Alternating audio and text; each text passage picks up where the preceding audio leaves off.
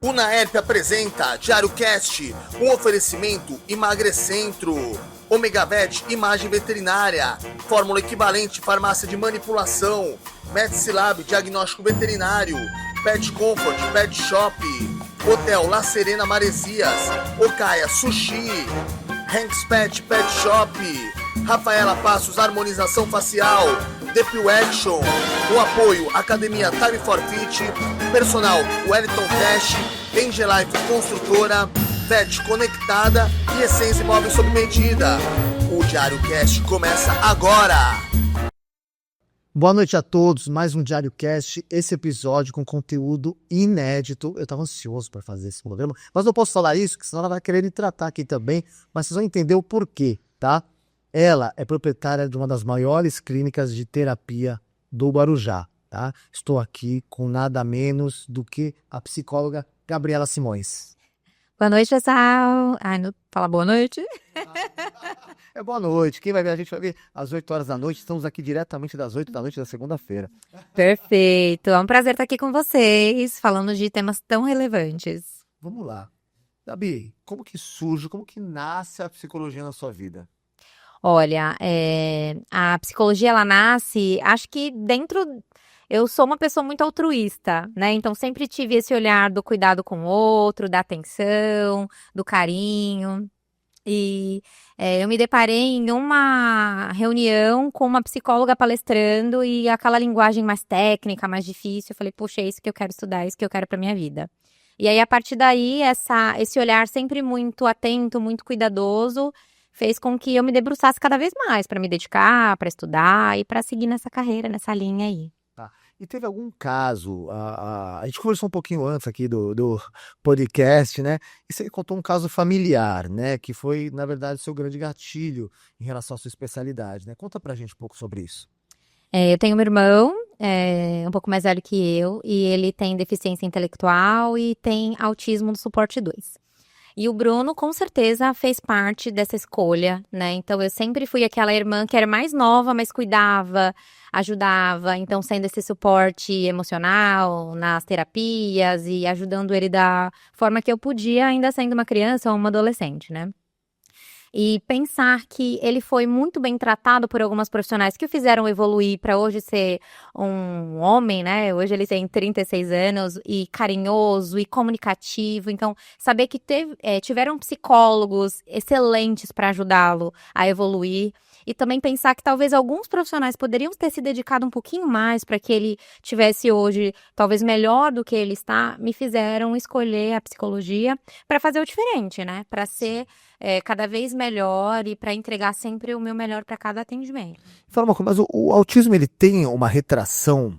Por exemplo, eu não digo uma retração, mas você consegue ter uma melhora do autismo? Como que funciona isso para o profissional, né? Na visão profissional, aliás. Uhum. O autismo, ele é um transtorno do neurodesenvolvimento, né? Então, tem questões ali estruturais, né, no nosso cérebro que vão trazer comprometimentos comportamentais, emocionais, motores. Então, você tem autista que tem dificuldade de se locomover, questões da fala, em diversos sentidos. Mas o que a gente mais precisa atuar no autismo, né, é a questão comportamental. Então, a gente tem muitos problemas, geralmente, principalmente na primeira infância, que atrapalham a vida do autista, né? Então, essa dificuldade na socialização, e a socialização, ela é primordial para tudo, né? Então, se a gente aprende a se comunicar, aprende a se portar bem em um lugar, a gente vai ter uma melhor aceitação das pessoas, e isso vai fazer com que aquele autista, ele engaje mais, ele queira estar mais presente. Então, um profissional que vai olhar para aquele autista, né, para aquele indivíduo, entender quais são as necessidades dele e atuar diretamente nessas necessidades, muito provavelmente ele vai ter uma maior evolução. Né? Então, é claro que existem diversos fatores, né, orgânicos, às vezes medicamentosos, mas se você tem ali um bom profissional para te orientar essa família e para oferecer o máximo dele na sala, o prognóstico é de sempre um melhor resultado, uma melhor qualidade de vida para esse indivíduo. Por que eu perguntei isso, Gabriela? Eu tenho na minha família. A minha sobrinha, ela tem hoje 5 anos, 5 para 6 anos, né? E ela tinha um comportamento nos 3, 4 anos dela, por exemplo, ela chegava na casa dos meus pais, ela não beijava meus avós, os avós, né? Não beijava meus pais, no caso. E hoje em dia ela já beija, ela já abraça, né? Ela ficou mais carinhosa, né? Ela permite mais as pessoas tocarem nela, porque tem isso, o autista, às vezes ele não quer o toque, né? Ele não quer o contato. E ela tá tendo, né, esse retrocesso, não sei se é um retrocesso, não sei se é a palavra certa que eu tô usando, né? Ela tá retraindo ali, né, esses primeiros sintomas, né, que ela demonstrava, né, como autista, continua sendo uma autista, logicamente, mas assim, ela tá tendo uma boa melhora em relação à socialização dela. Sim. Eu achei isso sensacional, né? Eu acho que eu não tô usando a palavra certa, né? Exato. Na verdade, ela muito possivelmente ela evoluiu, né? Ela Evoluiu. teve diversas evoluções nesse campo das habilidades sociais. Não quer dizer, não propriamente que o autista ele não gosta de ser tocado, mas grande parte das vezes você precisa entender a forma que ele gosta de ser tocado, ou a forma que ele aceita esse toque, né? Então, assim, alguns não pode ser de uma forma leve, tem que ser um toque mais apertadinho, mais pesado, outros tem que ser essa forma mais branda. Então, muito provavelmente, ela aprendeu a comunicar a forma que ela gosta. Então, eu gosto que a vovó me abrace desse jeito. Então, vovô, olha, é assim. E os profissionais também vão orientando a família para ensiná-la, porque tudo é comportamento e comportamento é aprendido. Então, olha, fulaninha, princesinha, quando a gente chega no local, a gente faz dessa maneira. Ela aprendeu que ela precisa fazer dessa maneira. E aí cria um hábito, cria algo natural. Então, toda vez que ela chegar na casa do vovô e na vovó, ela sabe que ao chegar naquele local, é esperado que ela cumprimente. E aí ela vai cumprimentar. Como que o vovô e a vovó gostam de cumprimentar? Abraçando. E aí ela aprendeu isso? Sensacional. Vamos falar um pouquinho da Solo agora? Claro. Para quem ainda não conhece, o que é a Solo e qual é o propósito da clínica? A Solo, ela é uma clínica interdisciplinar, né? Então, é uma clínica que tem diversas especialidades. Então, a gente tem a psicologia comigo e com a minha parceira, Juliane Martins. Nós temos a psicopedagogia, nós temos reforço escolar, fonoaudiologia, psicomotricidade, aulas de jiu-jitsu, de karatê. Então, quer dizer, nós somos um local para que todo aquele que precisa possa crescer e se desenvolver, desde crianças muito pequenas, adultos até a melhor idade, porque não existe limitação, né, para o nosso crescimento e desenvolvimento. Então, a proposta da Solo é que ser esse lugar que você possa ampliar as suas habilidades, olhar para si, para aquilo que você deseja. Eu só achei isso muito legal, né? Você falou das atividades personalizadas, né? Para cada um, a gente estava conversando um pouquinho antes. E o que significa ser uma clínica de terapêutica, né, interdisciplinar, como isso se traduz na prática? Como eu falei, nós temos diversas especialidades, né? Então, é uma clínica que visa olhar para cada indivíduo, entender qual é a necessidade de cada um. Então, como a gente estava conversando há pouco, às vezes eu tenho um paciente ansioso. Ele veio com questões de ansiedade, preocupações excessivas, ele precisa do processo terapêutico, ele precisa de terapia como psicólogo. Porém, ele também precisa de exercício físico. E grande parte das vezes, um ansioso, muitas vezes ele não consegue ir para a academia, porque a academia é um lugar mais barulhento, mais tumultuado. E quando a gente está com a cabeça muito cheia, a gente precisa reduzir esses estímulos, porque estímulos em excesso, barulho, pessoas, acabam estressando a gente. Então, a gente tem uma sala de motricidade na Solo, que a gente tem professores de educação física, de jiu-jitsu, de karatê, que vão olhar para aquele indivíduo, como ele dar uma atenção toda individualizada, ou no máximo de grupo de 4 pessoas, então vai de acordo também com a necessidade, com o desejo daquele nosso paciente, para que ele possa trabalhar essa questão do físico também, né? Então, e para além disso, não é só um professor de educação física, é um professor que tem esse olhar de cuidado, que tem esse olhar de atenção para alguém que precisa ser acolhido, né? Que às vezes não tem autoconfiança de estar dentro de um ambiente que ele vai precisar socializar, né? Que às vezes, até eu vou te ser sincero, mas às vezes eu vou pra academia, aí eu penso assim, poxa, eu quero ir no horário vazio, porque eu quero treinar e ir embora, meu. Às vezes, eu vou ser muito sincero, vou até contar uma coisa aqui, eu não sei se é legal contar isso. Às vezes meu fone tá desligado. Então eu tô com o fone, mas ele tá desligado. Pra quê? Pra que a pessoa venha conversar comigo, eu tirar e colocar, porque eu quero, naquele momento, aqueles 40 minutos, eu quero treinar, entendeu? Eu não quero fazer mais nada ali. Então, assim, eu entendo muito bem essas pessoas que às vezes querem um atendimento personalizado e acho que isso aí é sensacional. De onde veio a ideia de fundar a Solo? Qual foi o ponto de partida dessa jornada, Gabi? Olha, às vezes eu comecei a perceber que eu não conseguia olhar para o meu trabalho e ver que ele era. Eu tinha dificuldade de entender que meu trabalho ele era diferenciado. Hoje eu me sinto segura para falar isso para você. Por quê? Porque eu ia conversar com algumas profissionais da minha área ou de outras áreas e eles não tinham o olhar que eu tinha. Alguém falou pra você assim, não vai dar certo isso. Você chegou a ouvir isso? Não, na verdade, eu acho que eu tinha muito isso em mim, tipo, muita preocupação, né? Eu sou uma ansiosa, né? Mas todo mundo que me ouvia falar da minha forma de atuar, da minha dedicação, falava, poxa, mas você pode mais. E aí eu comecei a perceber isso. Eu falei, poxa, mas por que aquela pessoa tá me falando isso? Essa pessoa tá me enganando. E aí eu falei, nossa, mas todo mundo tá me enganando? Todo mundo tá mexendo meu saco? Não é normal isso. E aí eu comecei a ver que realmente o meu olhar, ele era um pouco diferente do que a gente vê por aí. Então, assim, desde atendimentos em dupla, em grupo, porque se você pega alguém que precisa ampliar a habilidade social, não é só comigo que ele precisa ampliar essa habilidade social, ele precisa com a outra pessoa também, um terceiro. E aí, atendimentos em grupo, em dupla, essa perspectiva de que ele não precisa só de terapia, ele precisa de um exercício físico, ele precisa de vivências. Então, pra você ter noção, eu já fui tomar café com paciente em cafeteria, eu já fui no supermercado, eu já fui em loja. Por quê? Porque precisava ampliar essas vivências. Você precisava entender o comportamento dele no dia a dia socialmente. E precisava treinar ele para que ele se sinta seguro para fazer isso sozinho, não só comigo. Né? E muitas vezes esse primeiro passo, ele precisa estar do lado de alguém que ele confia.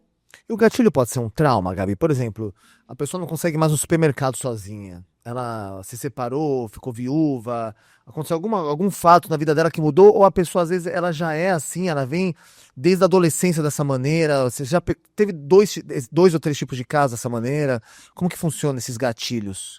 Olha, não existe uma regra para nada na psicologia, né? A psicologia, ela é muito individualizada, né? Então, pode ser que seja, assim, realmente algo que remeteu à infância. Opa! Então, eu já tive casos de situações na vida adulta remeteram a um trauma infantil que estava ali guardado. Então, o nosso cérebro, ele é muito eficiente. Às vezes, ele deixa ali bem guardadinho alguma coisa porque você não está pronto para lidar com aquilo. E aí, em algum determinado momento da vida, aquilo é ativado. E aí, a pessoa que passou, sei lá, 30 anos da vida sem sofrer por aquilo que estava ali guardado, aquilo vem à tona e a gente precisa tratar. Então, existem esses casos, sim. E existem casos de situações pontuais desencadearem aí questões bem importantes que precisam desse olhar, desse cuidado, dessa intervenção. Eu te falei que eu precisei, né? Eu tive a psicologia sistêmica na minha vida. E ela me ajudou muito. Eu juro que eu subestimei no início. Eu falei, poxa, mas eu tô indo pra terapia. Aí você tem aquela autopercepção, né? Será que eu tô ficando louco, né? Será que eu tô, né, com algum problema? Mas assim, eu falei, não tem mais ao que recorrer. Né? Eu vou entender o que tá acontecendo comigo, né? Acho que nada melhor que procurar um profissional. E hoje eu vejo que todo mundo em algum momento da vida vai precisar ou já precisou de terapia. Não é mais ou menos isso? Exatamente. Até porque a psicologia, ela não se restringe a uma modalidade só de psicoterapia. Então, eu só vou quando eu estou com um sofrimento muito grande, né? Então, eu estou depressivo, eu estou ansioso, eu estou com dificuldade para dormir. Não. Às vezes uma pessoa ela tá precisando encontrar seu lugar no mundo, entender qual que é a sua vocação. A psicologia também, ela é muito importante nesse momento, né? Então, como a gente estava comentando, para um aposentado que ali encerrou sua carreira e tá precisando se redescobrir, desenvolver novos hobbies, então também para isso é importante.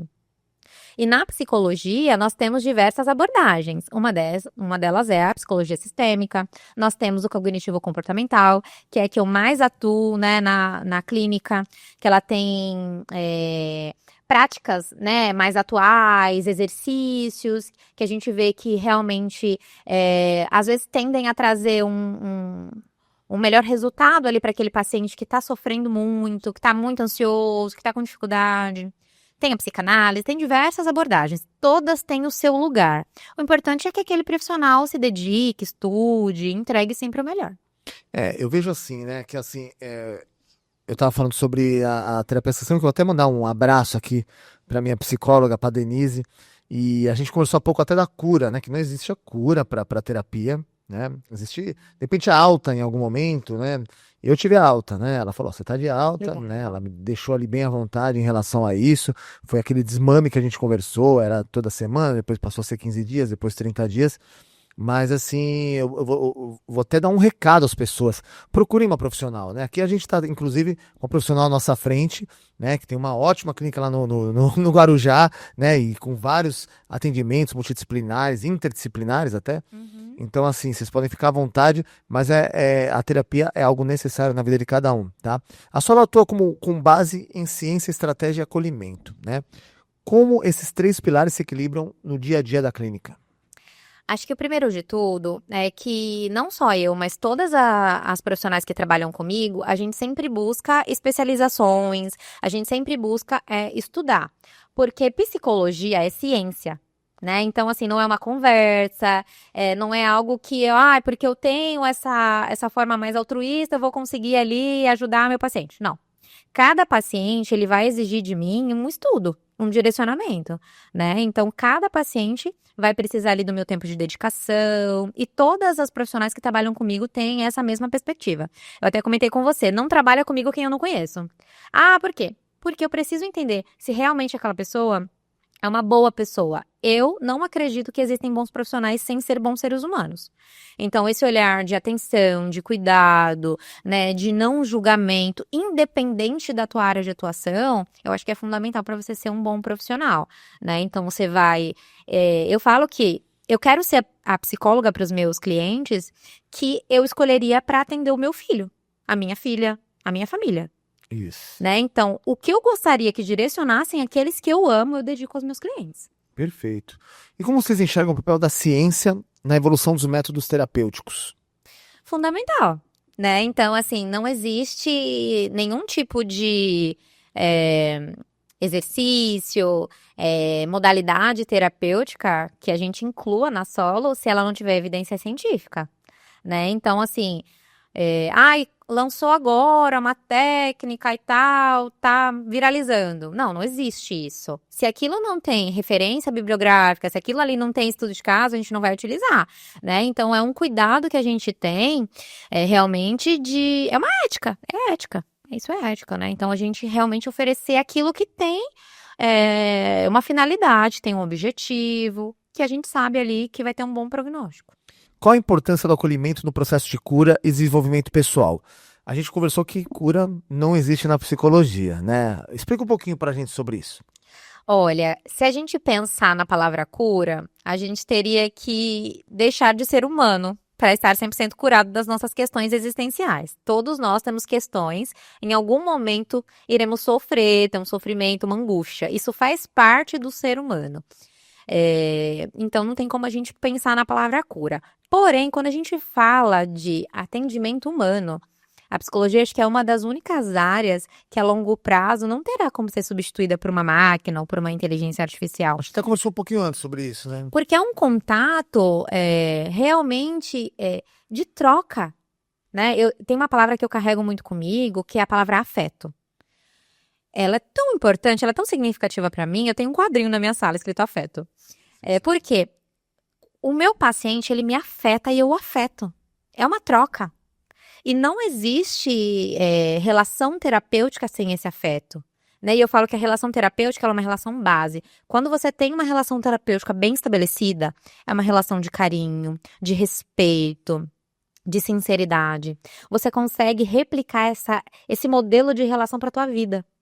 Né, para o teu cônjuge, para o teu filho. Então, é tão bonito, é algo incrível.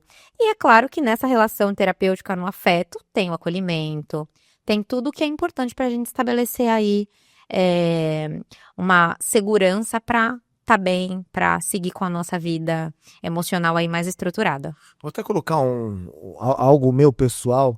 Eu tô assistindo uma série chamada Novo Rico, Novo Pobre. Sucesso na Colômbia. Já assistiu essa? Não, ainda não. Sensacional. Assiste que é muito legal.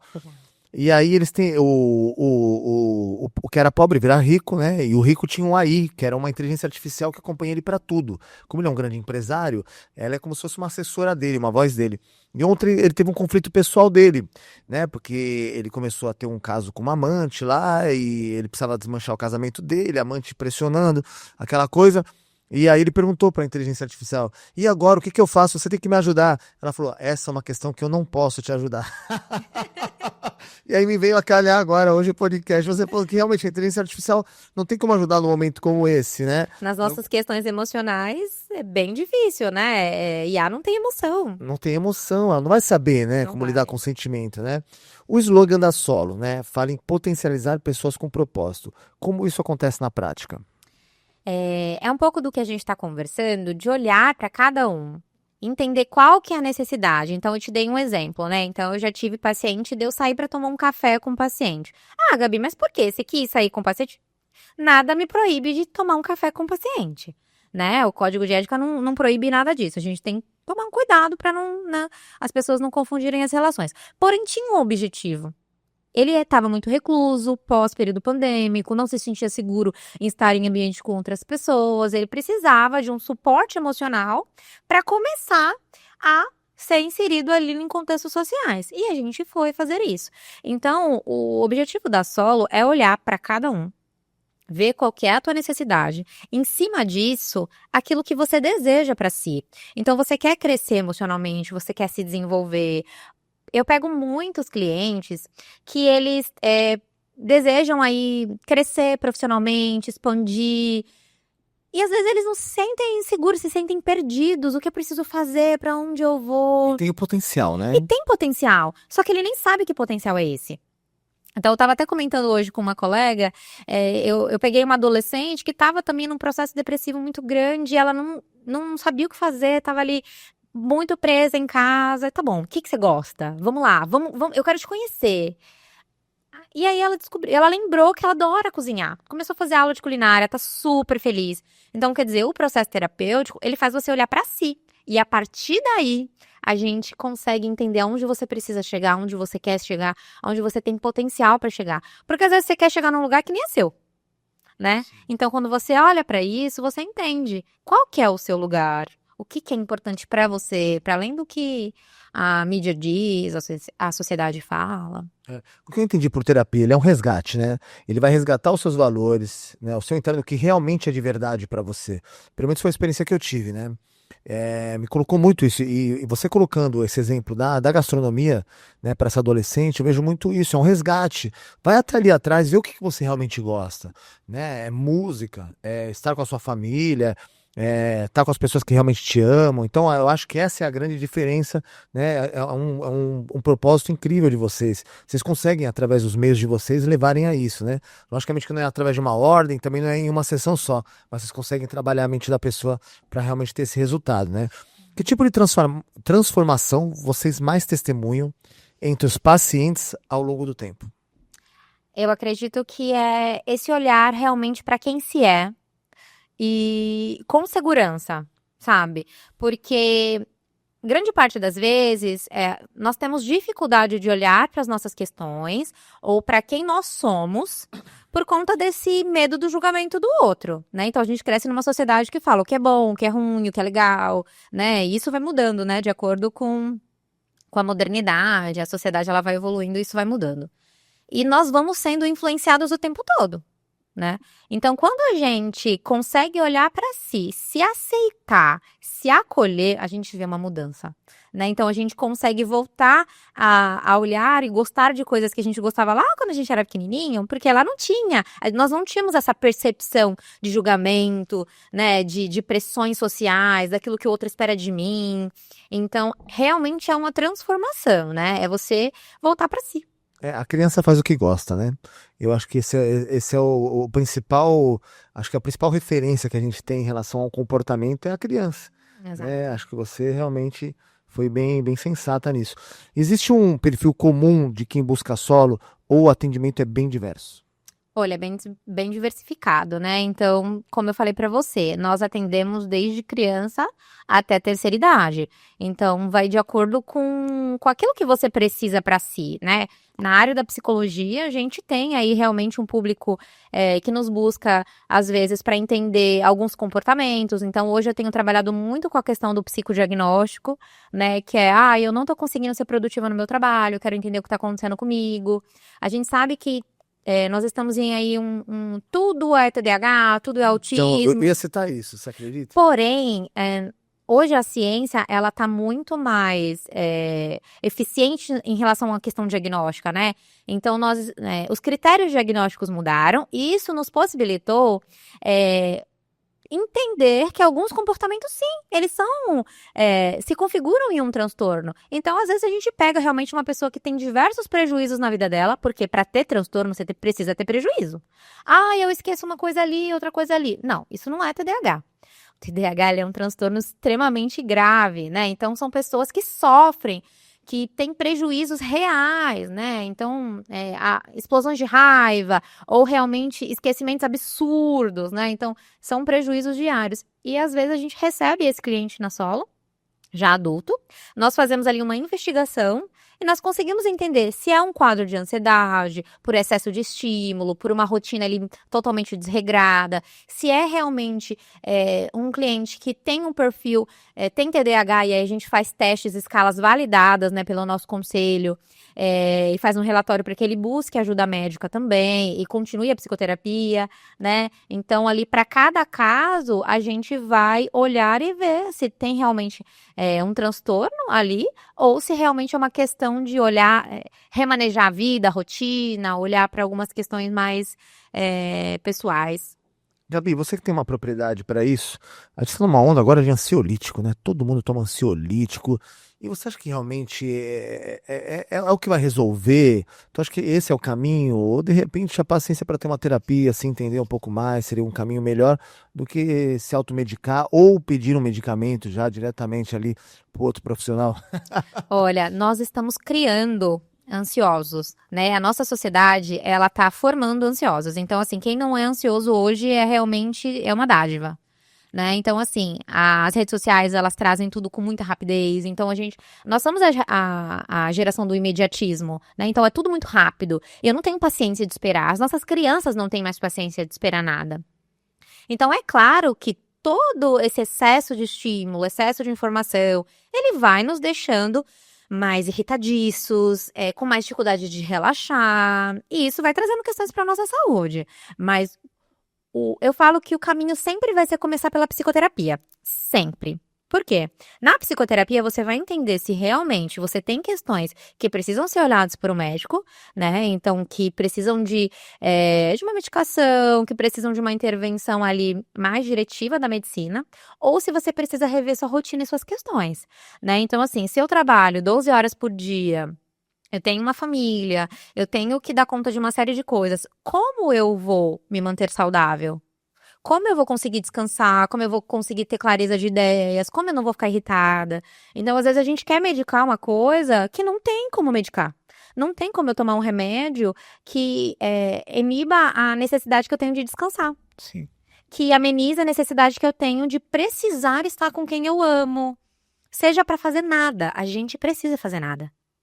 Vários nadas, né? A gente precisa, né? Aquilo que você estava comentando, né? De tipo, eu vou pra academia, às vezes eu não quero conversar com ninguém. Poxa, você trabalha com comunicação, eu também. Então, chega ao ponto, às vezes eu chegar em casa, eu não quero conversar com ninguém. Eu preciso desse tempo pra mim. É como se nós precisássemos nos reabastecer de nós mesmos para poder conseguir dar conta daquilo no dia seguinte. Porque se eu não me reabasteço, eu vou viver sempre nessa reserva, não tem como eu ficar bem. É verdade. Não tem como eu medicar isso. É verdade. E assim, você fala com muito orgulho, né, da equipe da Solo. Eu vejo que seus olhos até brilham quando você fala da Solo, assim, em relação à equipe. Como que é formada a equipe da Solo? E quais são as especialidades envolvidas? Olha, eu falo, assim, realmente com muita alegria de que a equipe da Solo, ela é formada por pessoas incríveis, né? Então, assim, a gente tem uma equipe predominantemente feminina, né? Então, todas as meninas, mulheres incríveis, são pessoas incríveis, né? Então, assim, isso me dá muita alegria de saber que são pessoas honestas, íntegras, dedicadas, e isso por si só já é um orgulho. Mas são mulheres que estão o tempo todo se dedicando, estudando, se aprimorando, né? Então, assim, na minha área é muito engraçado. A gente nunca tá fazendo um curso só, a gente tá fazendo 2, 3, 4, 5. A gente sempre tá muito... sempre se dedicando, porque a ciência vai evoluindo, a gente precisa evoluir com ela, né? E, como eu já tinha comentado, a gente tem psicólogos, fonoaudiólogos, psicomotricista. O psicomotricista, ele é um profissional que ele vai atuar ali nas questões emocionais, motoras. Então, é um profissional que vai trabalhar ali desde idosos que precisam realmente continuar estimulando, né, essa questão emocional, física, cognitiva.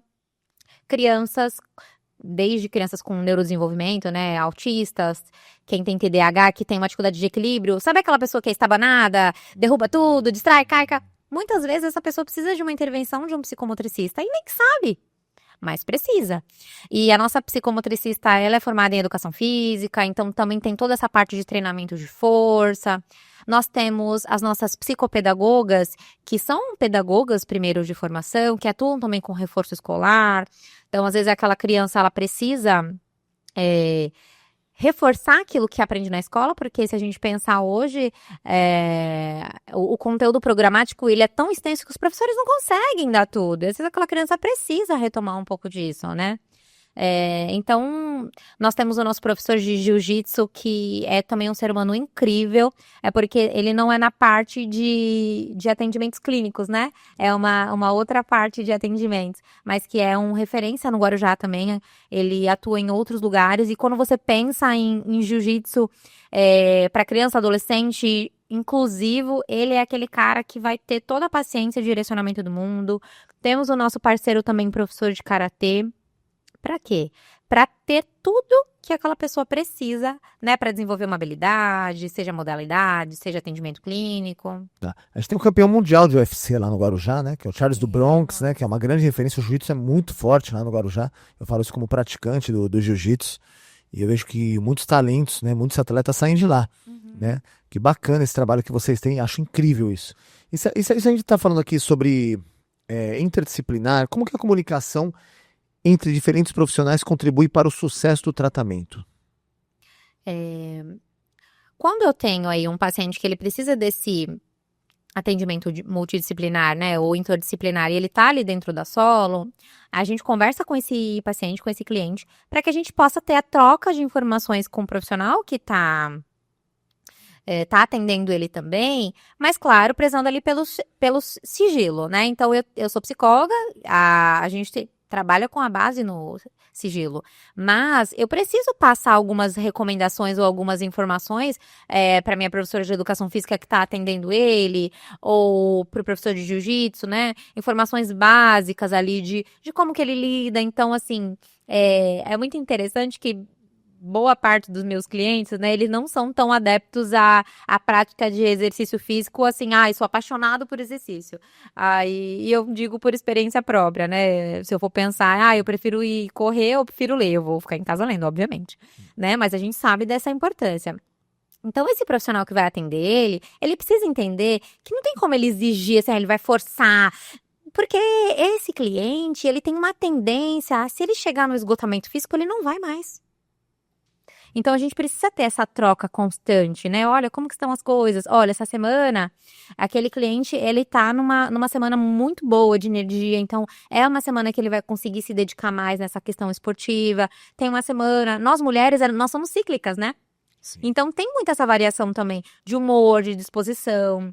Então, o profissional que atende esse público, ele precisa ter esse olhar. Então, se você exigir demais de uma pessoa numa semana que ela não tá legal, ou ela não vai, ou ela vai ficar, chateada, ou ela vai se frustrar, então, poxa, eu não consegui, poxa. Pode gerar um conflito interno ali, né, Sim. de alguma maneira. Então, assim, tem que ter toda essa comunicação entre os profissionais e sempre essa atenção. E teve algum caso marcante que a abordagem interdisciplinar foi decisiva? Olha, eu diria que boa parte dos casos, né, a gente vê que o atendimento em conjunto, ele vai fazer toda a diferença, né, então... Quando a gente fala aí sobre os ansiosos que precisam de atividade física, alguém que está passando por um processo depressivo, né? E principalmente, acredito que quando a gente fala sobre o processo depressivo, né? Porque é um paciente que ele tem dificuldade, às vezes, de chegar até o consultório. Então, a depressão num estado muito grave, o paciente ele não chega nem no consultório, né? Ele precisa de alguém para ir com ele precisa desse suporte maior. E quando a gente amplia esse suporte para além da terapia, né? Então, assim, o paciente depressivo, o ideal, né, no mundo ideal, é que ele tivesse um familiar dedicado para ele, porque ele tá doente. Ele tá doente, ele precisa de cuidado, ele precisa de atenção, precisa de paciência. E eu consigo fornecer isso à minha atuação. Mas quando eu consigo trazer isso para uma outra área também, ele não tendo isso só de mim, ele tendo ali de um outro profissional também, isso vai trazendo mais segurança, mais confiança, né? É como se o meu atendimento continuasse ali naquela outra sala do lado, né? Então, o prognóstico sempre é melhor. Então, a evolução sempre é mais rápida, é muito bonito de você ver. Gabi, a depressão, ela é silenciosa, assim, porque assim, a gente vê alguns casos que foram marcantes, até mesmo no mundo dos famosos, né? Pessoas que às vezes acabaram com a própria vida e tudo mais, e eram pessoas que estavam sorrindo um dia antes, estavam numa festa, né? Viviam bem. Ela é silenciosa, ela tem algum sintoma onde a gente consegue detectar, ou ela é individual em cada pessoa? Como que isso funciona? É claro que as manifestações clínicas, né, que são os sintomas, eles variam de pessoa para pessoa, mas nós temos ali os critérios, né, os critérios diagnósticos. Grande parte das vezes, os sintomas, eles estão lá. A dificuldade que as pessoas têm de aceitar que aquilo ali é um sintoma, né, então, as pessoas acabam passando pano, sabe? Camuflando, em tipo, aquela pessoa antes gostava muito de fazer aquilo, agora ela já não gosta mais. Os hábitos alimentares mudaram muito. Então, ou aquela pessoa começou a comer mais do que o normal, ou ela começou a comer menos. Os hábitos de sono tem muita variação. Então, ou dorme demais ou não dorme. Então, tudo isso aparece. Porém, nem sempre o indivíduo que está sofrendo, ele consegue reconhecer aquilo, porque é difícil a gente olhar e falar, poxa, eu tô doente. Sim. É muito difícil você reconhecer isso. Até você chegar nesse ponto, é um trabalho interno também. E o familiar também, porque sabe quando a gente é criança e a gente cai e machucou e doeu, e o pai fala assim, não, não doeu não. Às vezes o pai, ele tá falando aquilo para tentar amenizar aquela dor. Mas o certo, né, o ideal seria que, poxa, doeu, eu sinto muito, mas eu tô aqui com você, eu vou te ajudar a limpar. Então, às vezes acontece isso com a gente na nossa vida adulta. A gente tá sofrendo, alguém que tá ali do nosso lado não consegue validar isso, porque é difícil pra ele reconhecer que alguém que ele ama se machucou. E aí ele vai falar, não, tá tudo bem, tá tudo bem. E acaba que é um ciclo. E vai aumentando. Os sintomas, eles não diminuem, às vezes eles são substituídos. E aí, às vezes, o consumo de álcool aumenta um pouquinho. Às vezes, aquela pessoa que saía bastante não sai mais. Então, os sintomas estão ali. A gente que às vezes não consegue perceber. Imagina aquela cultura do tem que ser forte, né? Tem que ser forte, vai forte. Mas a pessoa, na verdade, por dentro tá de um jeito, né?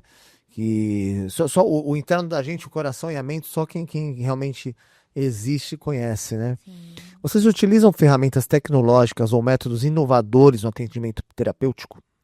Como eu comentei, a base do nosso trabalho sempre vai ser a ciência, né? Então, tudo aquilo que já está com evidência científica, né? A gente vai atrás e a gente busca trazer para solo. Nada muito imediato, né? Então, assim, hoje a gente usa IA? Não. A gente vai usar como um recurso para nos ajudar a elaborar uma estratégia terapêutica. Então, eu já estudei sobre aquele caso, eu já formulei ali a minha ideia. Eu posso utilizar uma inteligência artificial para trazer para o real, né? Trazer para o papel aquilo que eu já estruturei, eu posso. Aí sim, nessas estratégias de intervenção, sim. Mas em outras modalidades, nós estamos esperando realmente o que tem aí de evidência para a gente poder trazer com mais segurança. Tá. E como equilibrar a inovação com o cuidado humano essencial na terapia? Quando eu falo de inovação, eu falo, hoje a gente tem que... As crianças já nascem nas telas, né? Hoje é uma cultura diferente, pelo menos da minha infância, né? E como que vocês conseguem equilibrar esse cuidado humano, né, com a terapia? Olha, eu acho que o equilíbrio é muito importante, né? Então, assim, tem muita gente que tem tendência a muito ser radical. Então, ou é zero isso, ou é tudo isso, né? Então, a gente tem que ter esse equilíbrio, né? Como eu comentei, eu posso utilizar uma inteligência artificial numa elaboração de uma estratégia terapêutica? Eu posso. Mas primeiro, eu estudei, eu me organizei, eu planejei A partir disso, eu uso mais para estruturar algo que me apareceu, né? Algo assim. Então, a gente tem que ter sempre esse cuidado de que a inteligência artificial, ela nunca vai substituir o ser humano, né? A gente até tem estudos que apontam que existe uma margem de erro para a inteligência artificial também, principalmente relacionada a essas questões mais emocionais, pessoais. Então, não tem como a gente comparar isso. Então, a gente tem que ter essa clareza do que é humano não pode ser substituído. E o que é principalmente humano? As nossas emoções, né? Não tem como uma IA te dar ali uma recomendação para algo muito pessoal, muito íntimo, né? Ela não tem repertório para isso. Repertório quem tem é ser humano, quem viveu também como isso. Com toda certeza. E assim, a gente fala um pouquinho da Gabi, psicóloga, que também veio da música, né? Que você foi algo novo aqui pra gente hoje. A gente falou bastante da solo, dos tratamentos, dos serviços, né? Mas eu quero saber agora um pouco mais sobre o lado empreendedora da Gabi, tá? Fala pra mim, Gabi, quais são os maiores desafios atuais na área da saúde mental no Brasil, especialmente em clínicas privadas? Olha, eu acredito que um dos maiores desafios é com que o público entenda a diferença dos serviços oferecidos, né? Então, assim, hoje eu tenho um público que busca muito um atendimento de plano de saúde. E, sem desmerecer, as operadoras de saúde têm o seu lugar, porém são atendimentos diferenciados. Dificilmente um profissional que vai atender ali por essas redes credenciadas, ele vai conseguir fazer o tipo de intervenção que eu faço, como sair para tomar um café com um paciente que precisa dessa intervenção, ou fazer atendimentos em grupos, ou fazer oficinas terapêuticas diferenciadas, né? Então, o nosso cliente, ele precisa entender que o nosso serviço, ele é oferecido de uma maneira muito integral, né? Então, assim, os meus clientes, eles têm o meu WhatsApp. Eles podem me mandar mensagem, áudios, ligação. Então, assim, aquilo que eu falei, eu percebi que outros profissionais, eles não fazem aquilo que eu faço, né? E não por eles serem piores do que eu, de maneira nenhuma. Cada um trabalha da maneira que acredita, que acha correto, que se sente bem e preparado para isso. Né? Então, eu acredito que um dos maiores desafios da nossa clínica hoje, da clínica privada, é fazer com que os nossos clientes entendam o serviço que é oferecido, né? Porque não é um serviço tão vulgar no sentido de comum, né? A palavra vulgar no sentido de tem em todo lugar, mas é um serviço diferenciado. Personalizado, né? Podemos dizer assim. Quais os próximos passos da Solo, novos serviços, projetos, expansão? A gente falou um pouquinho antes aqui do podcast, mas agora vamos falar para o público em geral. Nossa, tem tantos projetos, tem uns que já estão em prática, né? A gente tem o projeto Entre Solos, que é uma comunidade para cuidadores de autistas, né? Então, é um grupo de WhatsApp onde eu passo sempre dicas, orientações e a partir de agosto nós vamos ter encontros mensais para um café, para um bate-papo e esse projeto é 100% gratuito. É realmente para que todo mundo, porque o cuidador do autista, ele sempre vai cuidar do autista, ele não se cuida, então a gente precisa desse lugar para essa família, né, para esse cuidador. Nós temos aí o projeto para empresas, né, onde a gente vai na empresa, a gente faz um diagnóstico ali de como que aquela empresa trata a saúde mental, então se ela tem um lugar de descanso para aquele cliente, se aquele cliente, para aquele colaborador, se aquele colaborador ele não tá tão legal, como que ela vai lidar com aquilo, né? E a gente traz um projeto de intervenção. A empresa, ela adaptando aquele projeto, a gente emite um certificado de saúde mental com base no que o Ministério da Saúde agora orientou, né? Nós temos aí projetos futuros para uma clínica, um lar residencial para idosos, né? Nessa perspectiva do cuidado, então, de rodas de conversa com psicólogo, de exercício físico, né? E não ser só uma casa de repouso, mas ser de um lugar para que eles continuem a se desenvolver, porque o idoso, ele vai perdendo ali algumas questões ao longo da vida, né? Então, muitos familiares falecem, ele perde ali, às vezes, a questão profissional, mas ele continua sendo uma pessoa importante, que precisa que os seus sentimentos sejam validados, e ele pode continuar se desenvolvendo de alguma maneira, né? E a partir daí também um lar residencial para autistas que vão ficando idosos e que os pais vão ali falecendo naturalmente, né? Uma lei da vida, e que para onde que eles vão, né?